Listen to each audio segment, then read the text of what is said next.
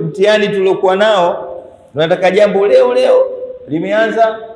Darwish, najua umekuja kunichukua na leo nifanikiwe.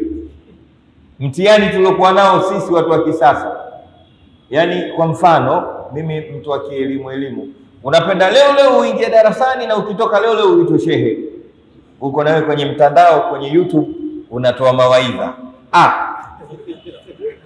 Huyu sikasilimu jana huyu. Ndio vurugu unazoziona kule. Hatujipi siku 6, hatujipi siku 6. Mtu kasoma miaka yake 7 anatupeleka mbio naye kiongozi wetu. Tena huku kwenye dini tu, huko kwenye dini huku, lakini kule kwingine kidogo kuna afadhali.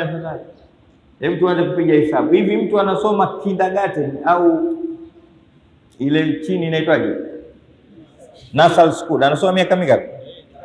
Miaka kuna KG nini si inaitwa KG1, KG2 na KG, miaka mingapi? 3. Hivi mtu akipiga miaka 3 ile unaweza kumkabidhi ofisi? Kesha soma huko haya, anakwenda primary miaka mingapi? 7. Na ile 3 10. Hivi mtu akimaliza miaka 10 unaweza kumkabidhi ofisi? Jamani, kweli? Alafu anakwenda sekondari miaka mingapi? 4. Na ile 10 tayari huyo tunaweza kumkabidhi ofisi? Muamini bado. Kisha na ile 2 5 6 jumla ngapi? 10. Kisha kuwa tayari mwajiriwa. Kisha anakwenda chuo miaka mingapi?